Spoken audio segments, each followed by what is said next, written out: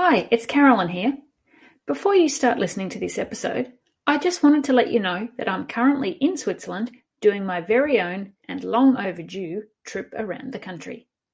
I'm visiting some of the most popular destinations in Switzerland, as well as a number of lesser known places. And I'm travelling around by both car and train. If you'd like to follow along with my Swiss travels to see where I am and what I'm doing, make sure you follow Holidays to Switzerland on Instagram. That's holidays2 Switzerland. Here I'll be sharing photos and reels as I go, and I'd love you to follow along. Now, settle back and enjoy this episode.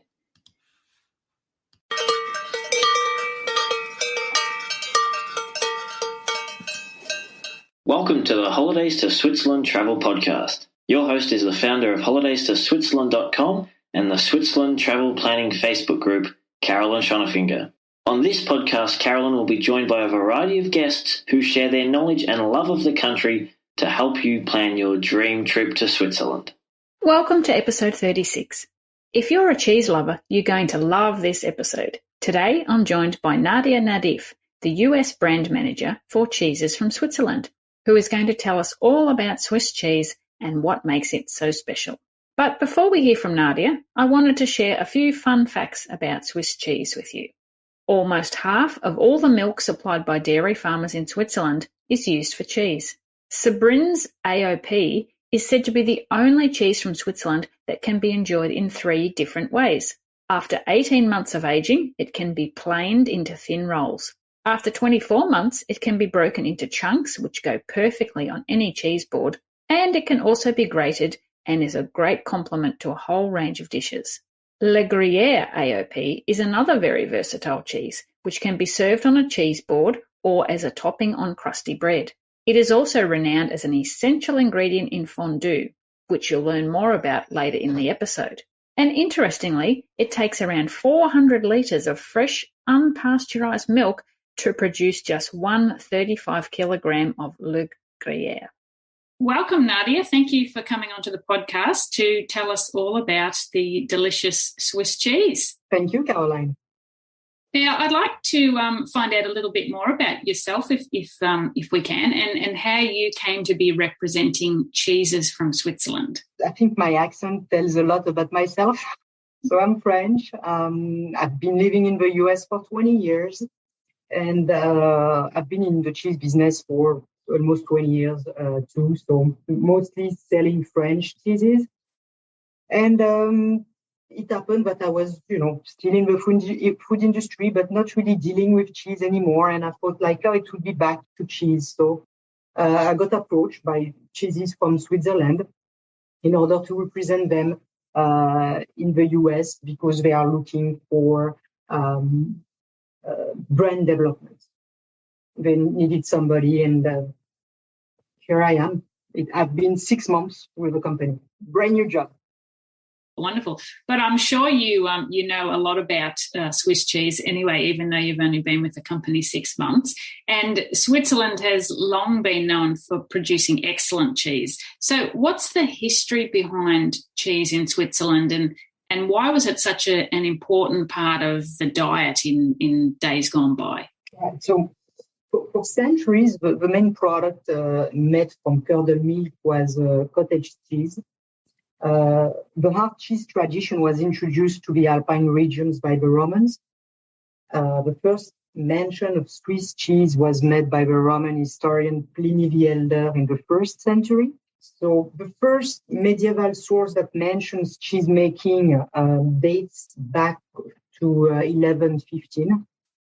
Wow. And comes from a region of Gruyere.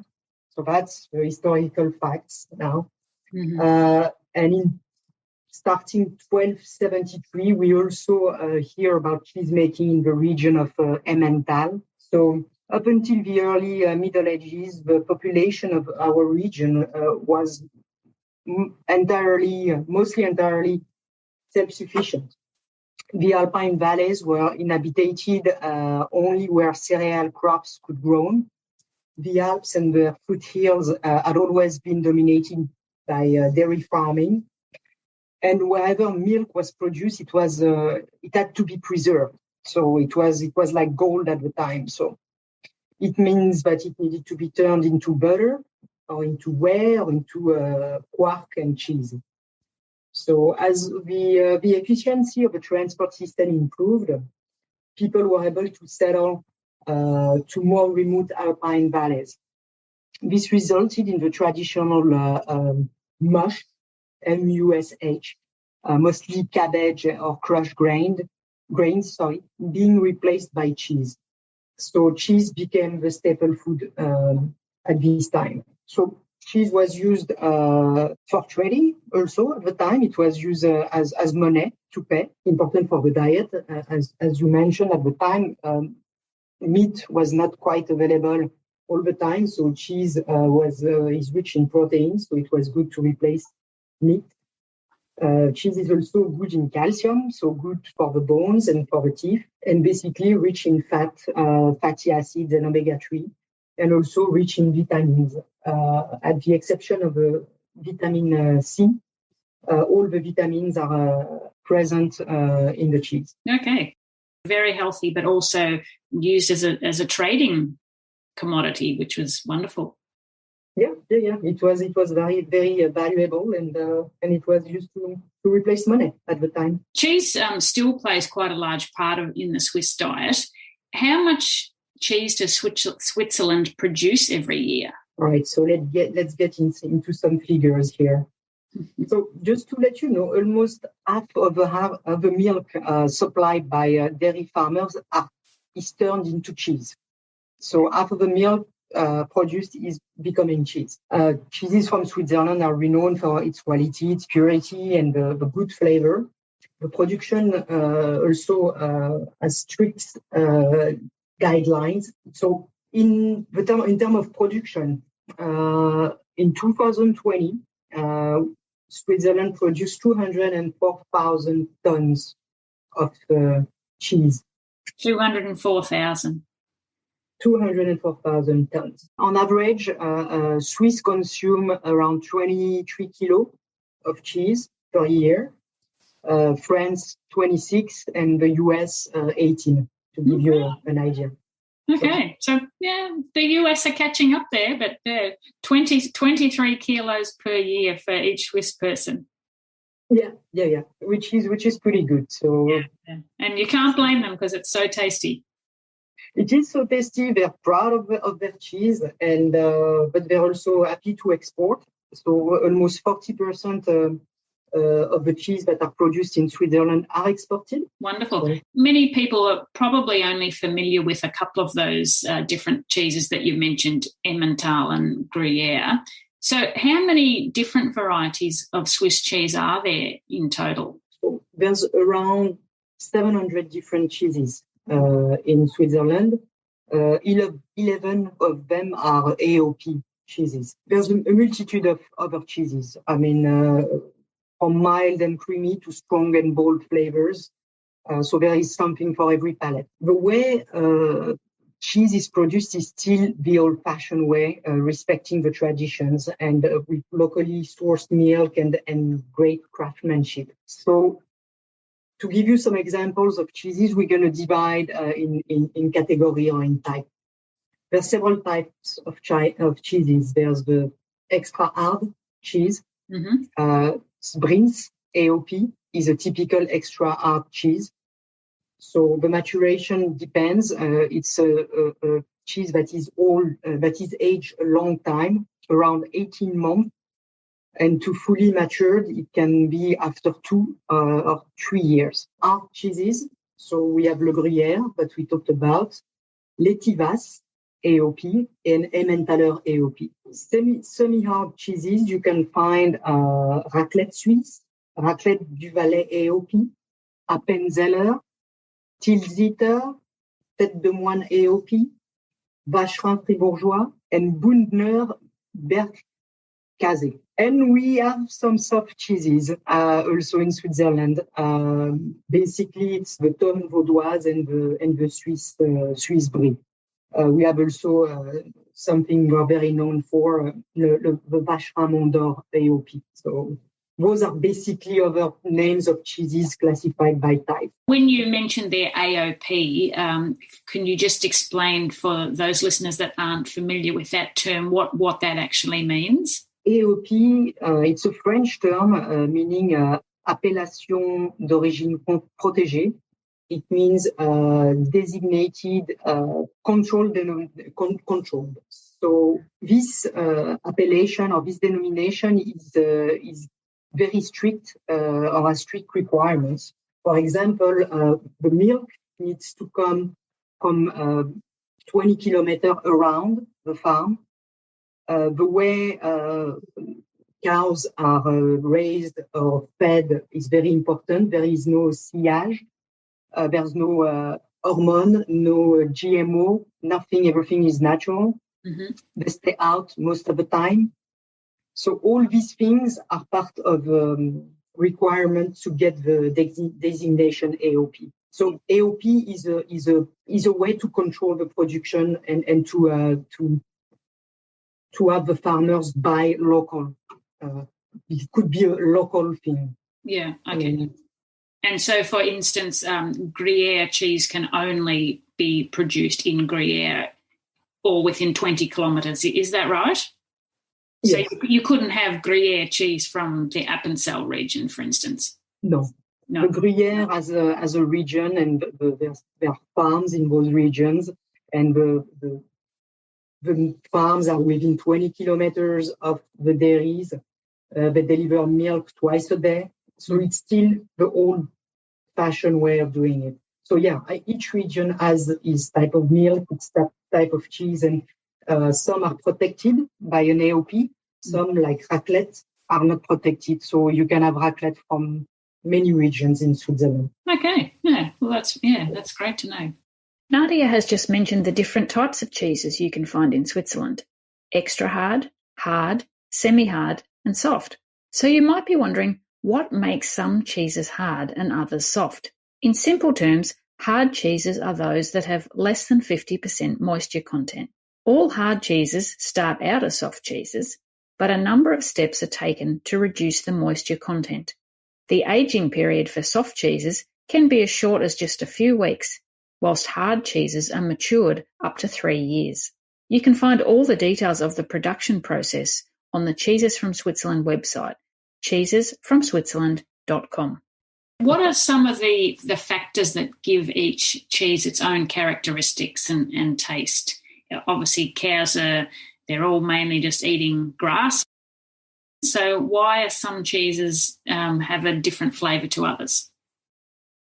Yes, the grass, the cows, the milk. The milk is very different from one region to another. The bacterial cultures that are added to the milk, and the production processes, and of course the aging process. So all those things changes flavor profile of the cheese. Okay, all right. Now, one thing I have to ask, and you probably ask this quite often, why do some Swiss cheese have holes? I don't know. I don't know. I think that's the $10 million question. Nobody knows. Yeah, what are these holes inside the cheese? So basically, it's gas-forming microorganisms that create CO2. So it's a gas. So in solid or viscous cheese, the CO2 cannot escape evenly or slowly out of the cheese. So as a result, large irregular balls are formed, or cracks created in some places. So basically, it's the concentration of gas in the cheese and the inability for this gas to escape. Okay. So that creates holes. Yeah. So, are there cheese dairies or factories that our listeners can go and watch the cheese production actually taking place when they're in Switzerland? Yes.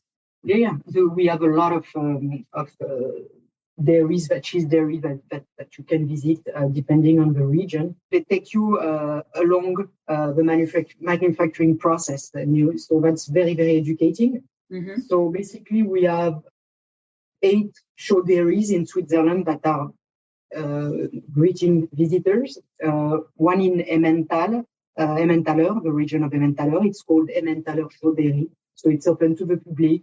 There's a tour. There's an explanation of the way cheese is made. Same thing with Appenzeller. Appenzeller, there's a Chauderie over there. Mm-hmm.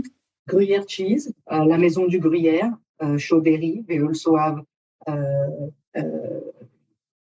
little tour that is organized. There's a monastery Engelberg Chauderie. So making the cheese called Engelberger Klosterglock. So that's the name of the cheese. Mm-hmm. We also have a Tête de Moine, La Maison de la Tête de Moine, and they have a museum, and they also explain how was made the cheese like 200 years ago, something like that.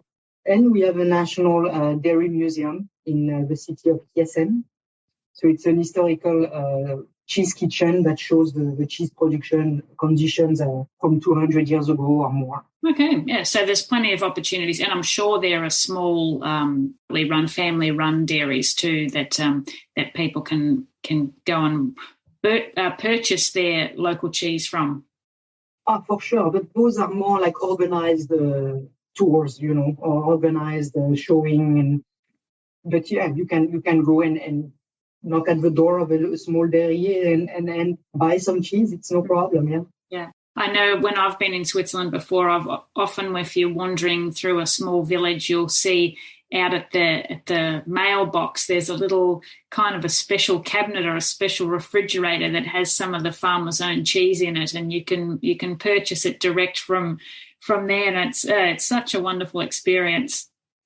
Oh, that's amazing, and this is the result of the will of Switzerland not to centralize production and to have decentralized production. So it's very small farms and a lot of small farms. So it's very nice, very, very nice. And what's your favorite Swiss cheese? Because I'm French, I'm more into creamy, strong cheese. So for me, I like the Vacherin.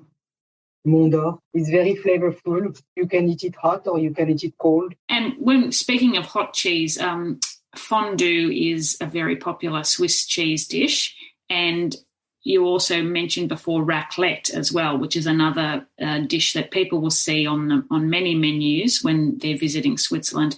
Can you tell us what the difference is between fondue and raclette, please? Both of them are about conviviality and about sharing. So those are dishes that you share. It's family dishes, friends with friends. You enjoy. It's about enjoying.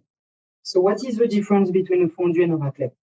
Two different way of eating the cheese, or two different, not so different, but a bit of differences. So fondue is melted cheese in a pot.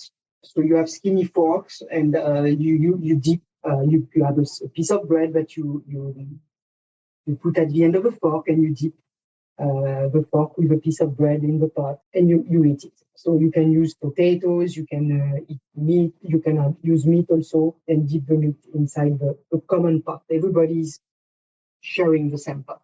So how to make a fondue? It's basically grated Swiss cheese, fresh garlic, a little Swiss white wine, of course, corn flour to bind, and a little lemon juice. So the basic cheese fondue recipe has few ingredients. As such, it is quick and easy to make. So raclette is distinguished by its aromatic smell and its outstanding melting properties. So you have two ways of making raclette. Raclette on an open fire or with the oven. Mm-hmm. So nowadays, the classic way of preparing raclette, in which we place half of the wheel of raclette cheese on the board near the embers, and then use a knife to simply scrape the stuffed cheese directly into the plate. So that's the more common way. So the cheese isn't just melted by the fire, it is also smoked and grilled. So there's another flavor that is added. So that's the way, there's a raclette, a type of raclette called raclette du Valais. So in this region, in the Valais region, that's the way they eat their raclette. That's the first way to eat it. And after that, There's the second way, which is it's a little pan grill where you put the cheese, and you just put the slice of raclette on the grill, and when it's ready, you put it in your plate on top of the potato. So that's the most common way to. Also in other regions outside of Switzerland, everybody's mostly eating the raclette this way. It's convenient, it's practical, it's easier. Usually when you go to restaurants, you have a guy who's coming and he's scraping the raclette on top of your potatoes or meat in your dish. So that's a different experience. Yeah, definitely. Well, thank you so much for taking the time to tell us all about Swiss cheese. I know that I can't wait to get back to Switzerland and have my fair share of it. We don't export much of it to Australia, so maybe you need to do something about that. Switzerland has a very, very good quality of cheese, and they're still making the cheese the old way with the same recipes from centuries ago. It's just a bit more mechanization in the process of manufacturing the products, but basically nothing has really changed in the recipes. So I'm inviting you to come to Switzerland, and we'll arrange a tour of different show dairies, and you'll see. Sounds wonderful. Thank you very much, Nadia. I hope you've enjoyed learning more about Swiss cheese, and you'll now look out for some new varieties to try, either at home or when you visit Switzerland. To make your own fondue moiti-moiti at home, a combination of half Gruyere AOP and half Vacherin Fribourget AOP is best. I'll include the recipe that Nadia mentioned in the show notes for this episode. Another way to serve cheese is in rosettes. If you haven't seen or heard of this method, it's definitely one to try with tête de moine AOP, a semi-hard cheese. Tête de moine literally translates as monk's head, as this cheese originated in a monastery. Rather than being cut, the cheese is scraped into fine rosettes with a special cheese curler called a girole. The monastery is right by the Maison de la Tête de Moine cheese dairy and museum that Nadia mentioned earlier. I'll include a list of all the show dairies you can visit in Switzerland in the show notes. You can find them at holidaystoSwitzerland.com/episode 36. I'm off to eat some Swiss cheese now, so I'll say bye for now and thanks for listening. Tschüss! Thank you so much for listening. For more great resources on planning a trip to Switzerland, make sure you visit holidaystoSwitzerland.com, where you'll find trip planning tips, destination guides, information on transport, including Swiss rail passes, and much more. You're also encouraged to join the Switzerland Travel Planning Group on Facebook, where you can ask questions and chat to other past and future travellers to Switzerland. You'll find show notes from today's episode at holidaystoSwitzerland.com/podcast, and be sure to subscribe to the Holidays to Switzerland Travel podcast so you never miss an episode.